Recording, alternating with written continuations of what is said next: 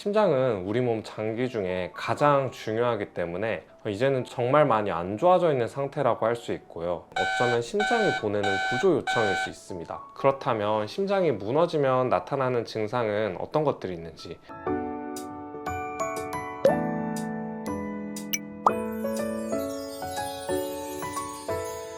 우리가 심장에 대해서 가지고 있는 거짓된 정보나 편견, 이러한 것들이 굉장히 많습니다. 심장 초음파나 심전도에서 이상이 없으면 그러면 심장은 건강한 것이다. 이것 역시 편견입니다. 사실 실제로 정밀 검사에서 심장에 이상이 있으면 심장은 우리 몸 장기 중에 가장 중요하기 때문에 이제는 정말 많이 안 좋아져 있는 상태라고 할 수 있고요. 하지만 검사상 이상이 없다고 하더라도 여러 가지 전조 증상들을 통해서 심장 기능이 무너져 가고 있는 것을 충분히 알아낼 수 있습니다.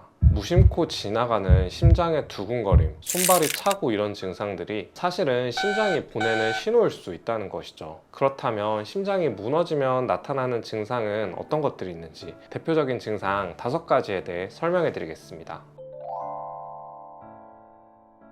첫 번째는 심장 자체의 문제로 나타나는 심장 두근거림입니다. 정상적인 상태에서 심장은 조용하게 일정한 박자로 쿵쿵쿵 이렇게 뛰고 있습니다. 평균적인 성인의 맥박수는 1분당 70회 전후인데요. 이 상태에서는 우리가 심장이 움직이고 있다는 것을 느끼는 일은 사실 거의 없습니다. 그런데 심장 기능이 떨어지게 되면 평소에는 시계가 똑똑 하면서 일정하게 초침이 움직이던 게 고장이 나면 갑자기 쿵쿵 하는 큰 소리로 움직이는 것처럼 심장 박동이 과도하게 느껴지게 됩니다. 그러면 환자분들이 주로 뭐라고 말씀하시냐면 가슴이 주체할 수 없이 마구 뛰는 것 같아요. 심장이 입 밖으로 마치 튀어나올 것만 같아요. 운동도 안 하고 가만히 있었는데 심장이 혼자 100m 전력 질주를 하는 것 같아요. 이렇게 말씀하십니다. 특히 밤에 잠을 자려고 누웠을 때 이런 증상이 심해지시는 분들은 심장이 두근거리니까 잠도 잘 안 오시고요. 불안이나 공황 증상을 동반하기도 합니다. 이게 두근거림에서 멈추지 않고 가슴이 답답하거나 이쪽 부위가 꽉 뭉친 듯이 아프기도 하는데요. 심장은 여러분들 생각과 다르게 근육 덩어리입니다. 심장은 우리가 태어나서 죽을 때까지 잠시도 쉬지 않고 계속 일을 해야 하니까 여기 근육이 얼마나 튼튼하겠어요.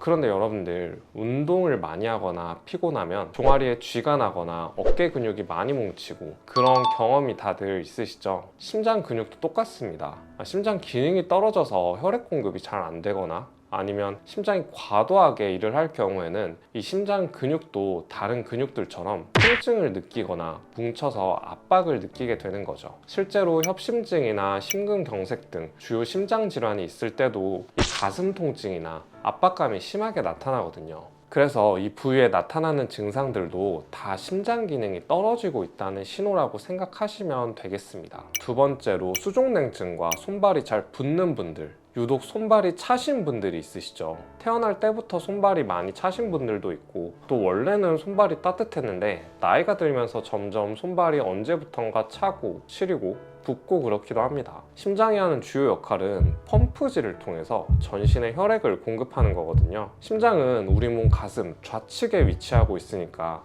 이 주위뿐만 아니라 뇌, 팔, 다리같이 먼 곳까지 혈액을 잘 보내려면 심장이 당연히 튼튼해야 가능하겠죠. 그런데 심장에 펌프질을 하는 기능이 떨어지게 되면 몸이 이 중심부에만 혈액을 보내고 손발 같은 멀리 있는 부위에는 충분한 혈액이 공급되지 못하게 됩니다. 그러면 혈액 공급이 부족해지니까 손발이 차가워지고 창백해지고 감각이 둔해지기도 합니다. 우리 몸을 하나의 도시라고 생각하면 도시 전체에 수도를 공급해야 하는데 물이 부족하다 보니까 가까운 지역에는 물이 공급되고 외곽 지역에는 수도가 차단되는 현상과 같다고 할 수 있습니다. 이런 분들은 굳이 날씨가 추운 겨울이 아닌데도 항상 손발이 차고 또 육안으로 봐도 창백하시고요. 심한 분들은 저리거나 느낌이 없어지는 감각 이상이 나타나기도 합니다. 그리고 특히 종아리, 다리, 발목에 부종이 생기시는 분들도 심장이 약해지는 신호일 수 있는데요. 손발이 찬 것과 같은 원리로 전신의 혈액을 원활하게 심장이 밀어내는 힘이 점점 약해지다 보니까 중력의 영향을 많이 받는 하체의 혈액과 체액이 고이게 되는 것입니다. 그러면서 손과 다리가 붓는 부종이 생기게 되는 거죠. 주로 오래 서 있는 분들이 특히 심하시고요. 저녁이 될수록 악화되는 경향이 있습니다. 세 번째는 숨이 찬 증상입니다.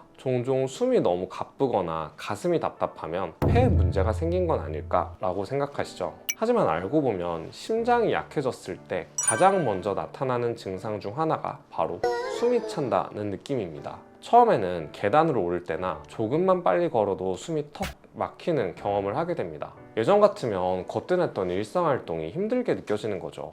이건 마치 고속도로를 쭉 달려야 되는데 자동차 엔진의 출력이 점점 떨어져서 제 속도를 내지 못하는 상황과 비슷합니다. 폐순환에 대해 잠깐 이해를 할 필요가 있는데 제가 아주 쉽게 설명을 해드릴게요. 우리가 숨을 쉬어서 산소를 들이마시죠. 그러면 산소는 폐에서 혈액으로 흡수됩니다. 그 뒤에 산소가 풍부한 피는 폐에서 좌심방으로 들어오고 좌심실을 지나 전신으로 공급됩니다. 반대로 온몸을 돌고 산소가 떨어진 혈액은 우심방, 우심실을 통해서 폐로 다시 보내집니다. 여기서 다시 산소를 채우고 이산화탄소를 배출해서 다시 심장으로 이동해요.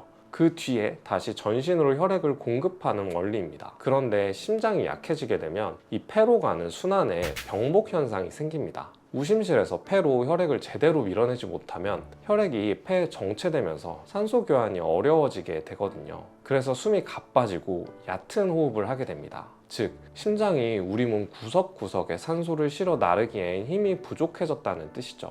이런 증상이 계속되면 다음엔 별다른 활동을 하지 않아도 심지어 가만히 앉아있는데도 숨이 찹니다. 이러면 환자분들이 숨을 깊게 못 쉬겠어요, 가슴이 조여요 같은 말을 자주 하게 되죠. 이건 방 안에 공기는 있는데 창문이 꽉 막혀서 제대로 환기가 안 되는 느낌이라고 생각하면 이해하기 쉽습니다. 심장이 약해지면 폐에 정체된 혈액을 밀어내지 못하니 호흡이 얕고 불편해지는 것입니다. 이게 조금 더 진행되면 밤에 누웠을 때 숨이 차는 경험을 하게 됩니다. 누우면 혈액이 폐로 더 많이 몰리게 되는데 약해진 심장이 이걸 감당하지 못하죠. 그래서 누우면 숨이 턱 막혀서 베개를 높이 베고 자거나 심한 경우엔 앉아서 주무시기도 합니다. 세탁기 안에 물이 막 넘치고 있는데 배수가 안 되는 것처럼 폐에 부담이 막 쌓이고 있는 거죠. 더 심해지게 되면 수면 중에도 증상이 생겨요. 그래서 자다가 갑자기 숨이 막혀서 벌떡 일어나는 증상까지 나타납니다. 이런 환자분들은 잠을 자는 것조차 무서워하시기도 하고요. 한밤중에 잠이 깨서 창문을 열고 환기를 좀 하거나 물을 좀 드셔야 겨우 진정이 되고 다시 잠에 듭니다. 이를 발작성 야간 호흡 곤란이라고 하는데 심장 기능 저하의 명확한 신호라고 할 수 있습니다.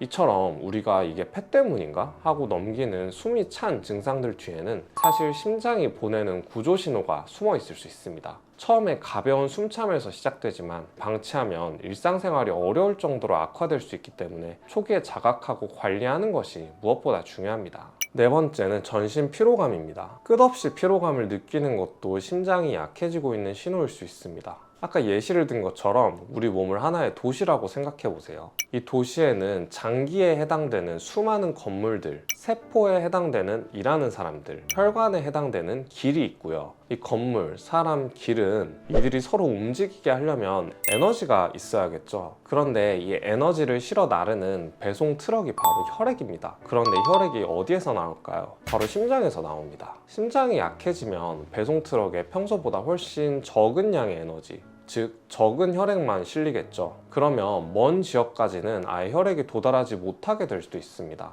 그러면 건물에는 전기 공급이 끊기고 사람들이 제대로 일을 할 수 없고 도시 전체가 느려지고 멈추게 되죠. 바로 이런 현상이 전신 피로입니다. 근육은 에너지가 부족하니까 조금만 움직여도 지치고 머리는 뿌옇고 멍한 느낌이 들고 아무리 쉬어도 피곤함이 풀리지 않는 것이죠. 몸 전체가 움직일 준비가 안 된 상태인 것입니다. 그래서 아무런 이유 없이 계속 피곤하고 기운이 없을 때 이게 단순한 피곤이 아니라 심장의 피로를 의심해 보는 것도 굉장히 중요합니다. 잠을 덜 자서 그런 게 아니라 몸 전체 시스템의 엔진이 약해지고 있다는 신호일 수 있습니다. 다섯 번째는 소화불량입니다. 요즘 밥맛도 없고 자꾸 더부룩해요. 혹시 위장이 안 좋은 걸까요? 꼭 그렇지만은 않습니다. 문제는 심장일 수도 있습니다. 의외로 소화불량이 심장의 이상 신호일 수 있다는 걸 많은 분들이 간과하시는데요. 우리 몸은 생존에 꼭 필요한 장기들에 우선적으로 에너지를 공급합니다. 심장이 약해지면 몸 전체로 보내는 혈액의 양이 줄어들게 되는데요. 그 결과 상대적으로 중요도가 낮다고 여겨지는 소화기관으로 가는 혈류는 줄어들게 됩니다.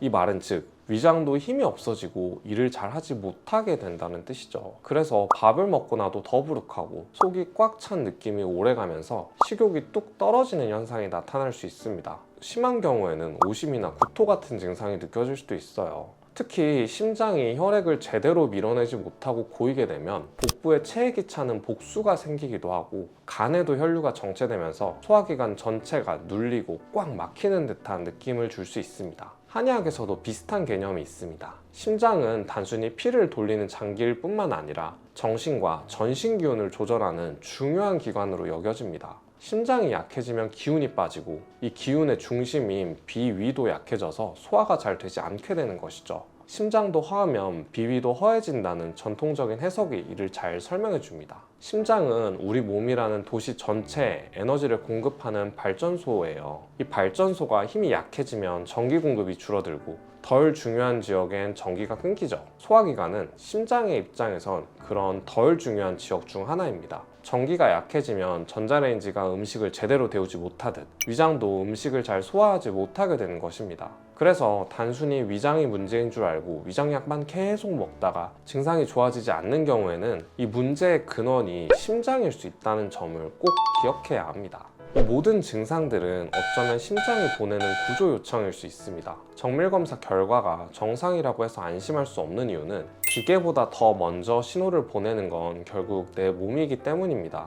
저는 이런 미세한 변화 속에서 진짜 원인을 찾아내고 병이 되기 전의 단계에서 회복을 이끌어내는 것이 진정한 치료라고 생각하고 있습니다. 심장은 단순한 펌프가 아니라 삶의 에너지를 지탱하는 중심 축과 같은 장기입니다. 그 에너지가 약해지기 전에 내 몸의 변화를 알아차리고 스스로 다스릴 수 있는 힘을 기르는 것, 그것이 바로 진짜 건강의 시작입니다. 몸은 언제나 조용히 그러나 분명한 언어로 메시지를 보내고 있습니다. 그 언어를 읽을 수 있게 되면 병이 깊어지기 전에 나를 돌볼 수 있게 됩니다. 제 채널이 여러분이 내 몸을 읽을 수 있는 사람이 되는데 작은 도움이 되길 간절히 바랍니다. 오늘 영상이 도움이 되셨다면 앞으로도 스스로를 더 깊이 이해하고 건강을 관리할 수 있도록 좋아요와 구독, 알림 설정 꼭 부탁드립니다. 저는 다음 영상에서 여러분들의 건강을 지켜줄 수 있는 또 의미 있는 이야기로 돌아오도록 하겠습니다. 지금까지 시청해주셔서 대단히 감사합니다.